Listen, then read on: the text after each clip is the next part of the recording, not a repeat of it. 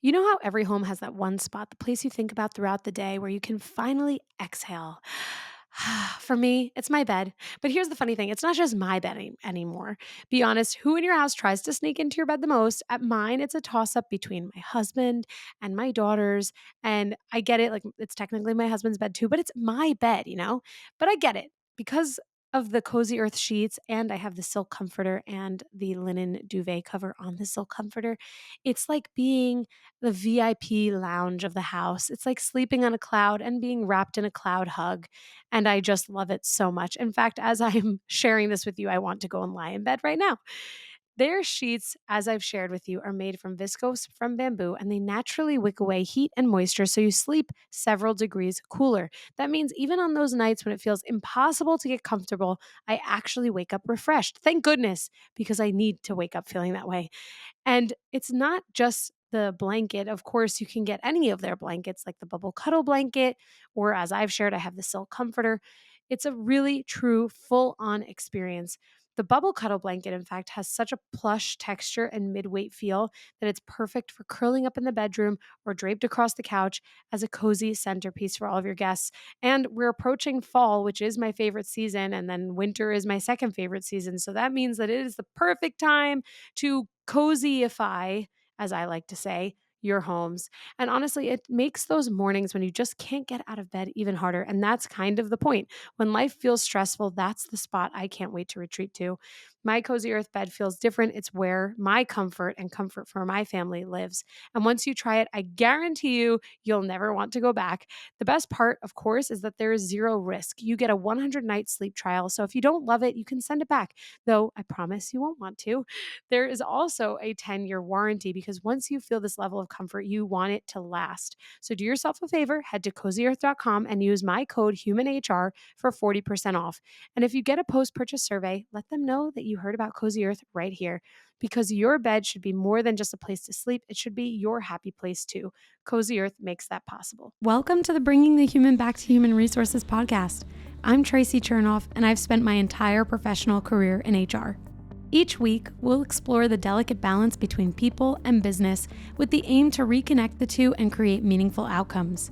Listen in as I share my own experiences, challenge the status quo, and chat with guests from various industries about our mission to bring the human back to human resources. Hi, everyone. Welcome back to the Bringing the Human Back to Human Resources podcast. Thank you so much for being here for another week. This week, we're breaking out pom-poms, folks, because it's all about cheerleadership. I have someone who I've been very excited to record with because she has fun all the time, at least from my perspective. So let me tell you a little bit about our guest this week. Her name is Stefanie Adams. She is a keynote speaker, author, leadership development consultant, former elected official, adjunct university instructor, wife, mother, and energy generator. She has over 20 years of experience leading and training in the corporate, nonprofit, and government settings. She earned a master's in education and multicultural education in 2008. And her book, Cheerleadership, hence why we are breaking out the pom-poms, Strategies to Build and Support Human-Centric Workplaces for the Future, was published just last year in 2024 and was awarded a Goody Business Book Award in the HR and Employee Development category. In her role as Chief Empowerment Officer, she provides leadership training, coaching, and keynote presentations to grow the next generation of leaders. Her main areas of expertise are building high-impact teams, first-time frontline manager development, and engaging multi-generational workforces with a focus on millennial and Gen Z employees. That includes me. I am a millennial. And Stefanie's days, by the way, are fueled by coffee, yoga, new challenges, and building relationships. Her passions are developing others, serving the community, Philly sports. I'm a New York sports fan, Stefanie, so we have a little bit of a rivalry there, but we'll have to let it go. We'll just move right past it. That's okay. Got it. Travel and managing the chaos that comes with life, kitchen dancing, and bringing positive energy into every room. And for one, I have to attest to this because Stefanie has Fun Fridays on her LinkedIn. And every Friday morning, like LinkedIn is one of the first things that I check after email. And I see it. And it's amazing. And I just love what you do. I love the fun and the energy that you create. Thank you. That's actually become my favorite thing to do in my role. Leadership doesn't always have to be stuffy. Leadership doesn't always have to be hard. I think that we need to lighten the load and we need to have a good time sometimes and laugh. And laughter is good for us. And that's what Fun Fridays seem to be bringing to people, and I'm having a blast doing it. So I'm glad you Yes. enjoy them. I do. I really do. I really do. And maybe we have to take it back a little bit because there's a reason why cheerleadership is, fundamentally the name of your book and a big Mhm. part of kind of your brand, so to speak. Where Yeah. does cheerleadership come from?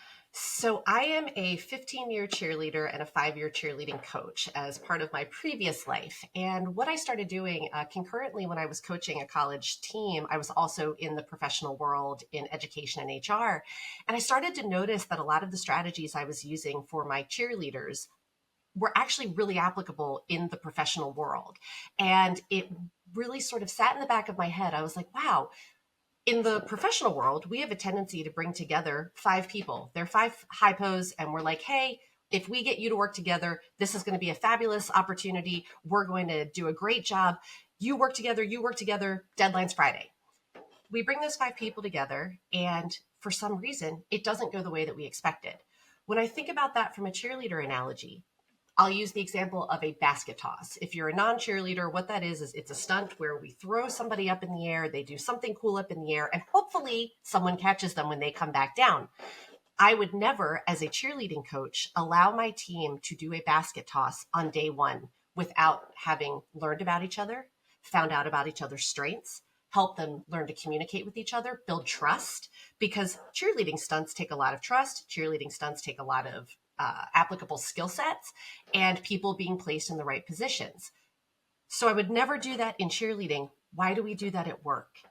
We put people together, we assume that they're going to be successful, and they're not. So your role as the cheerleader or coach of your team is really about bringing your teams together, helping them connect, helping them care about each other, helping to challenge them to be the best versions of themselves, help them to celebrate the small wins and the big wins. And if we do all of those things, we help to inspire.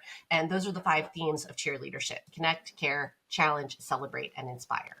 I love that. Well, I did know that you came from a cheerleading background. So I can appreciate that, in your fun Fridays, you're always breaking out the pom poms too. But when you bring that analogy or you create Mm-hmm. that analogy between, your experience in cheer, 20 years of experience all around, um, and you bring it back to the workplace, I think it's really applicable because whether Mm-hmm. someone was a cheerleader or not, I was not, but I played sports my whole life. There is something there when you think about like the sport that you did play or the team that you were on earlier in Mm-hmm. life.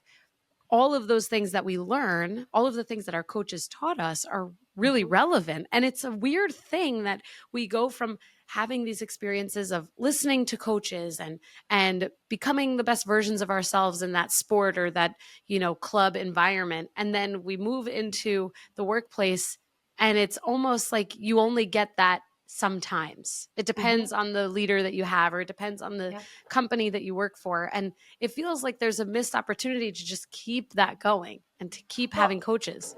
and if you think about the fact how much interdepartmental collaboration is required in today's work, right? We are not working in solitude. Now, it feels that way sometimes with the remote environment, but truly, to get anything done, we need each other. And so in cheerleading, you quite literally cannot create a wow moment on the court unless you work together and understand each other's strengths, support each other's gaps, communicate well. And so in the workplace, we're expecting our people to work together. And we think that if we just drop them at a conference table together or put them on a Teams meeting together, that they're just going to get it. And it just doesn't work that way. Leaders have to help facilitate those connections to get people to be able to work best together and create innovative new projects, solve problems, and so I think that this idea of being part of a team is so embedded in what work is today, but leaders don't know how to do it. And that's why I wrote Cheer Leadership, was that I wanted to give a playbook essentially of here's some practical strategies you can try to learn about your team, help your team learn about each other. How do you challenge them in new ways? How do you create a culture of feedback where it's okay to make a mistake? It's okay to push back on an idea. We want to create psychological safety for our teams, which I know is, a hallmark of this discussion that you Yes. have on your podcast all the time, and it really is. If we're going to make work better, we've got to start figuring out ways to engage our people and let them be part of conversations. if you look at the Gallup, state of the workplace that came out in 2025, engagement hit its lowest percentage in the past 10 years. I think it was 30%, and 19% of employees are actively disengaged. And when I think about that, it's so sad. People are coming to work and phoning it in. We want people in our organizations that are excited about what they're doing, feel like they are part of a mission. And as Hmm. leaders, we have to help them get there sometimes because work can be really hard. Humans are messy, but there's a lot of great stuff there, and we have to tap into that. Totally. It's really bringing me back to something that you said just a little bit earlier, which was around the basket toss, and that you wouldn't Mhm, put someone in that position on day one, and you mhm, wouldn't have them doing that or performing that on day one because there's no understanding of the team's strengths. And so when I correct. think about that, um, one of the things that I often think about, that one of my best leaders that I've ever worked for Mhm, did frequently, was talk about the team's strengths. We did a mhm, whole, strengths assessment, and we understood what people, naturally had as their mhm. strengths. And we, rather than saying, okay, let's build up on the things that you're not as strong at, there was a focus on, let's lean into the strengths, which I Mhm. really subscribe to, because those are things that are so innate in us, the things that we Yep. do really well, or that are, again, part of our strengths. And so there was always this reiteration of what each member of the team did really well, and how we could leverage those strengths with all of the things that we did. Yep. And that's, to me, it's kind of a lost art. It's not lost, but it's being found. And obviously through your book and the work that you do, you're helping leaders to remember that everyone brings something unique to the team, including Yep. themselves, and that they have to lean into that. And so often, businesses are moving really quickly. Problems that need to be solved really fast. And there isn't that strategy, like, oh, who's going to be really good at Yep. solving this problem? Who's going to have the right strength for addressing this? And that's what they And I need to also focus on. I also think too that leaders have to recognize that it's not one size fits all. Just because Right. you have two people on your team that are really great at producing spreadsheets doesn't mean that they are motivated by the same thing. Doesn't mean that they are both looking for the same type of promotional status in the future. Getting to know your people as individuals, that is where the true power comes from. And understanding their strengths, understanding their fears, understanding their triggers. What are the things, if someone comes late to work, why does that tick this person off so much? Well, maybe they were always left by their mother at the mall. That happened to me all the time. Mm. She was always late picking me up. So like I'm Thanks, always going to mom. be right. I always want to be on time because I know how it made me feel, right? When Mm. somebody wasn't. So I think that being able to lean into that and seeing, yes, I have a team of people, but I can't lead them the same. They bring different things to the table. How do I help them grow those parts of themselves? But also part of what we need to do as leaders is we have to challenge them to get outside of the box that they think that they've put themselves in. I hear all the time like, oh my gosh, because I do public speaking as part of my Right. job, and people will come up to me and be, aren't you terrified to go up there? And I mean, public speaking is a bigger fear for most people than death, like, Yeah, which yeah, yeah. People are blows my mind. petrified. Yeah, I Petrified know. of it. But Yeah, public speaking is something we all have to do if we are going to continue to proceed professionally, right? true. To some extent. So you as the leader have to be able to identify within your people, okay, I understand that standing in front of a group of 6 of us is scary for you, but let's give you some opportunities to maybe get you in front of 3 of us first. Let's talk about what you did well. Let's talk about where you could improve. And then let's expand that circle a little bit. I believe you can do it. And challenging them to do things that they don't know they're capable of. And I got to see that as a cheerleading coach. You would start with a fairly simple stunt, someone that was new to being what we call the up person is the flyer, Mm. someone that had never flown before.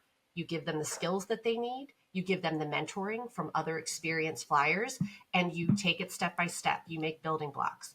By the end of the season, we would have a non flyer that had never been in the air before doing death defying stunts across a floor or in a competition mat.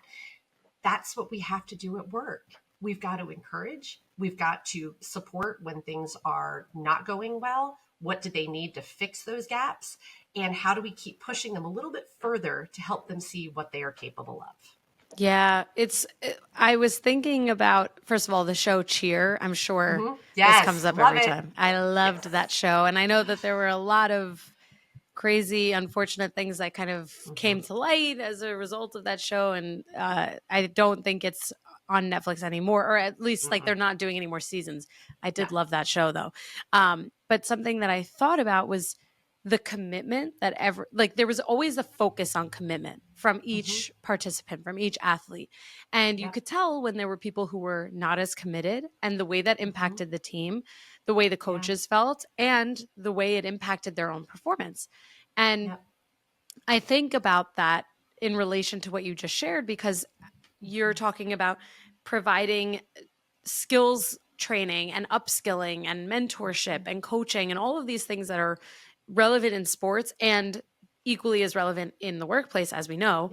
Yeah. And yet there is still so much emphasis on that individual commitment, because you could Hmm. give someone all of that. But if they're not interested in growing, developing, doing more with their careers, and it doesn't necessarily mean like a vertical growth, it could be Hmm. mean that their skills are being expanded on and being strengthened and within their current role.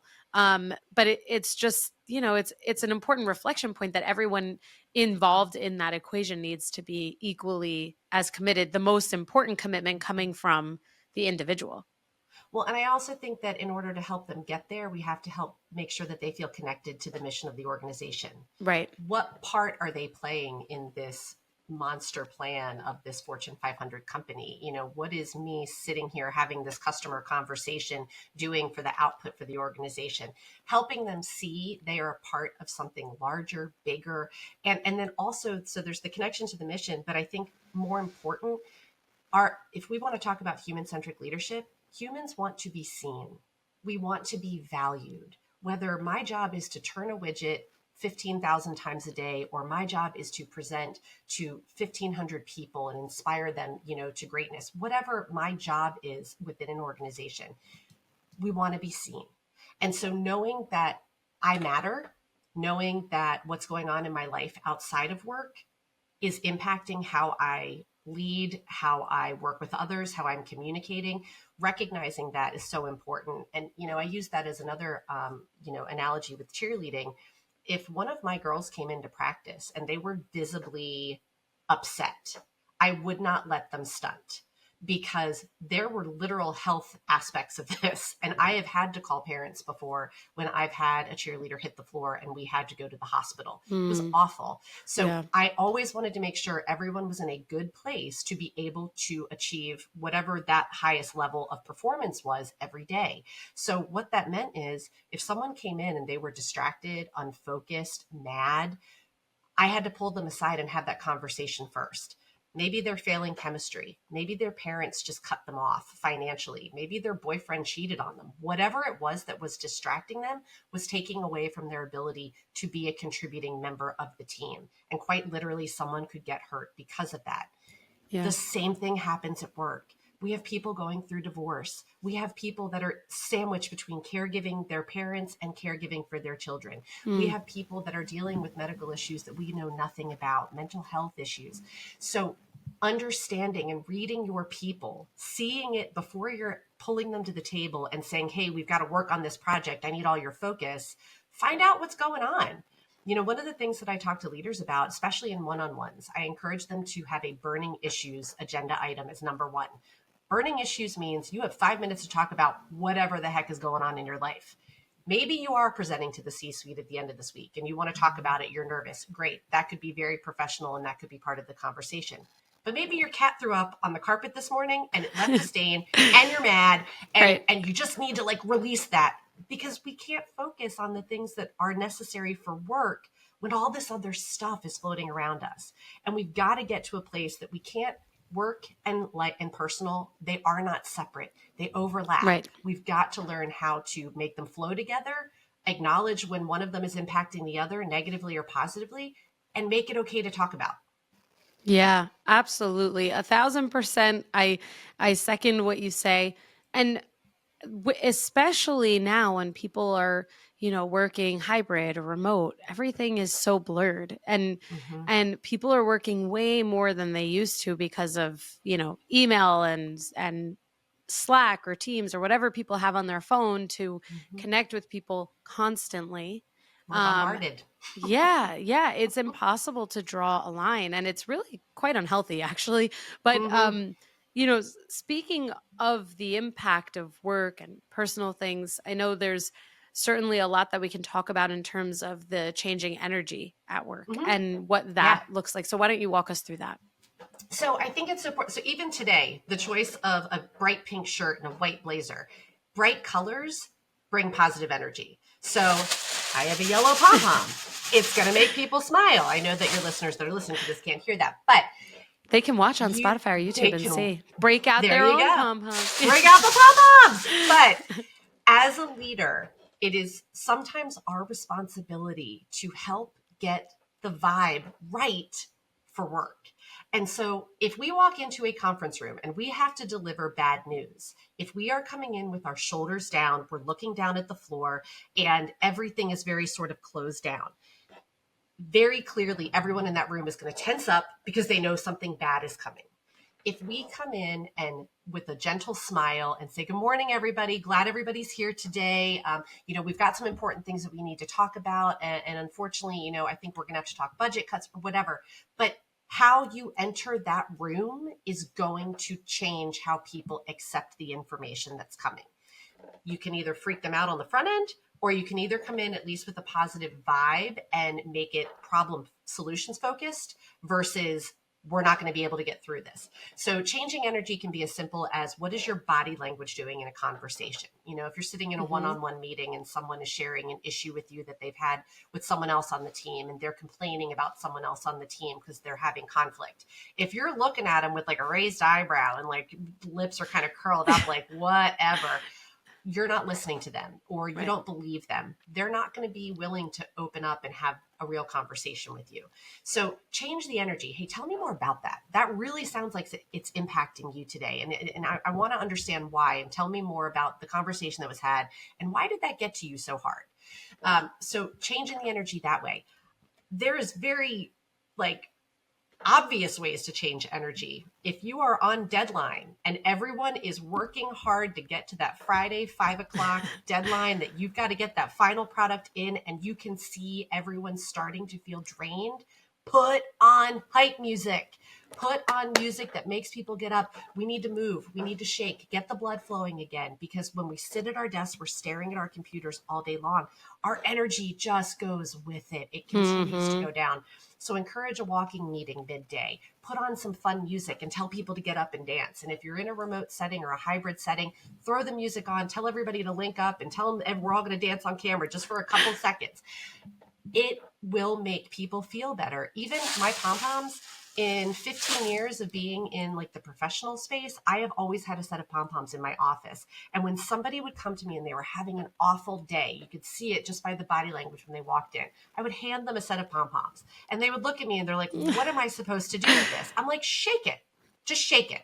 So they start with a little like light shake, and then it turns into like they start to move, and then they're like, "Oh, okay," and the dancing sort of starts. Now they're smiling, and when we are in a better headspace, we are able to talk through problems. We are able to have vulnerable conversations. Change the energy, change the vibe. If you're coming from a place of negativity, it's really hard to get into a solutions focused mindset or a Hmm. growth mindset. So we've got to pull people out of that the sky is falling mentality.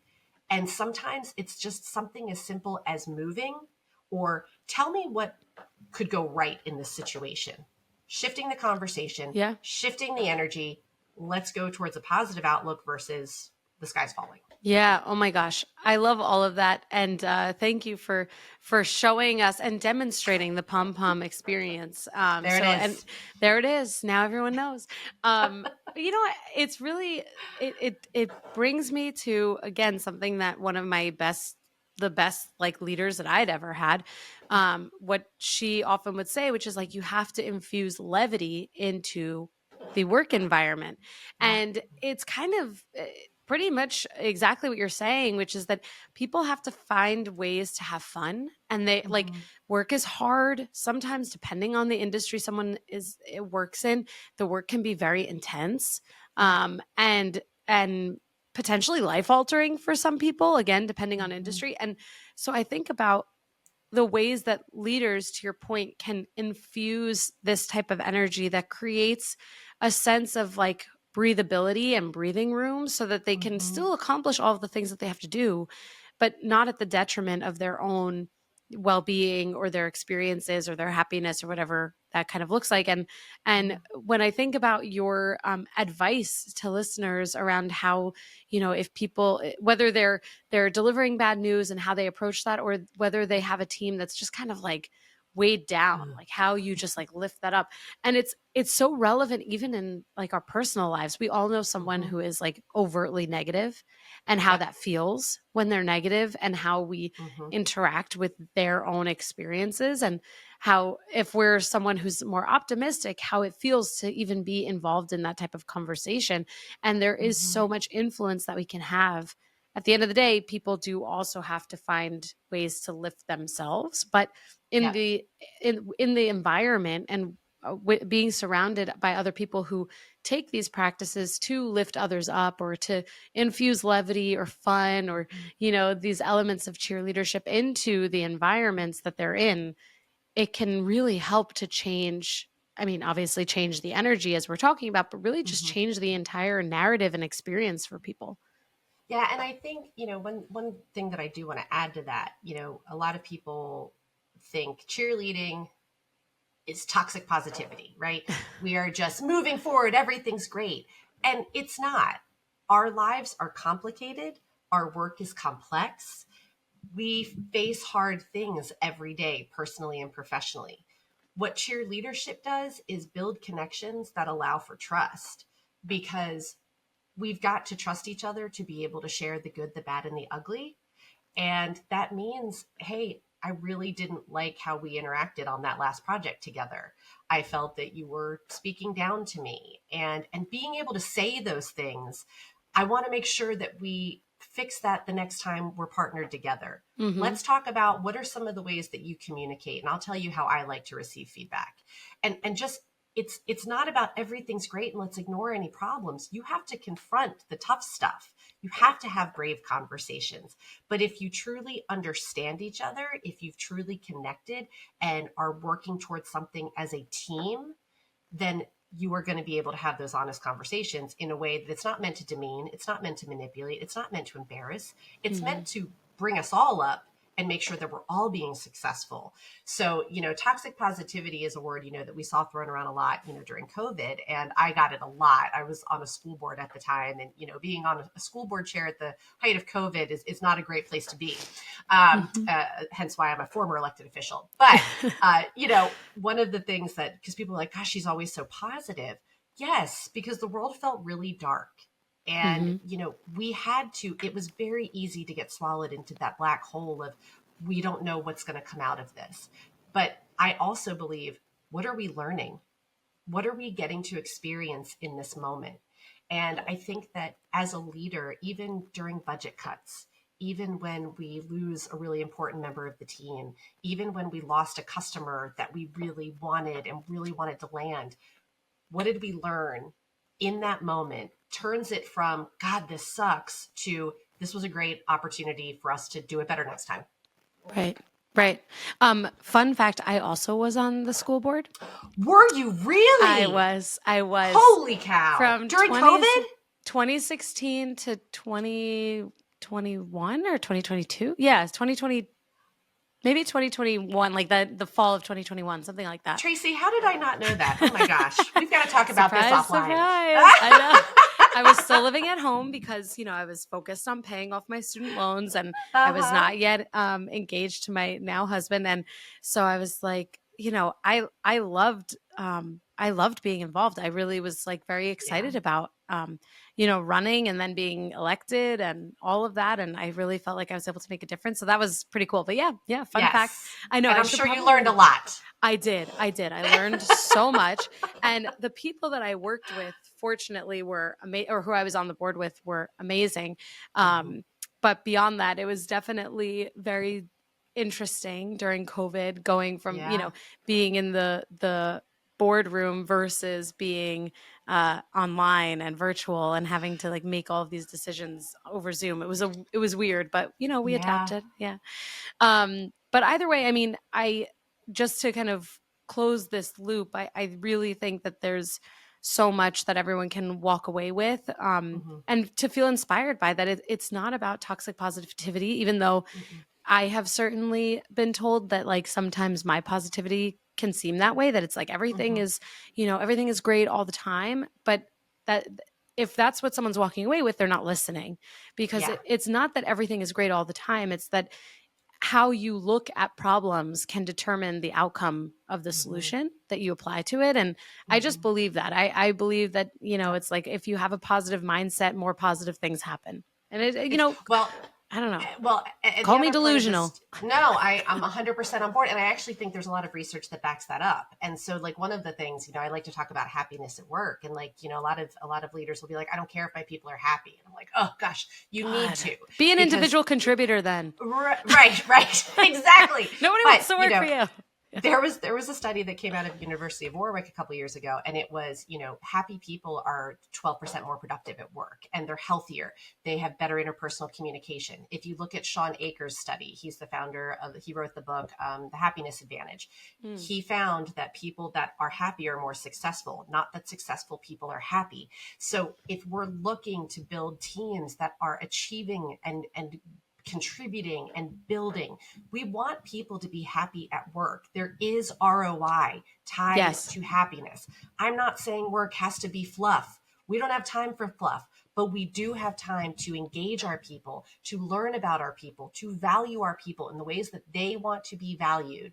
And that will help create loyalty, engagement, happiness. And if it's getting a pom pom out from time to time, I Get that pom encourage you to pom do out. so. Yeah, get that pom pom out.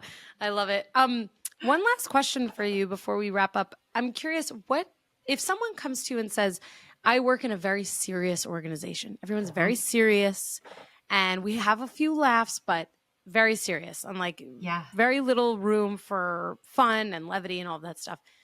What would you recommend to them if they wanted to infuse or change, infuse some fun, but also like change the energy at their workplace?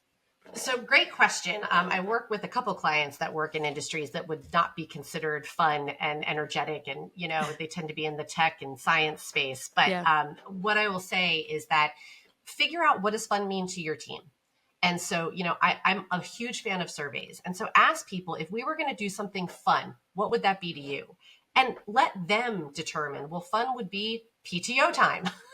Right. Fun may be having lunch together. Fun may be having an opportunity to sit down and have a sit down with the CEO face to face. Fun may be we go bowling as a team, during work hours. But talk to your people first. What is fun to them? Because try and find that middle ground. And then fun doesn't have to be running around with pom poms or some event. Fun literally can just be smiling and complimenting somebody on something good they did, celebrating the small stuff, putting a post-it note on someone's computer screen. Thanks for jumping in and subbing for so-and-so last week when they were out. Really appreciated you. That helps build fulfillment, value, fun. And so, I think that you're going to always have that cheerleader on the team. I've always been that cheerleader.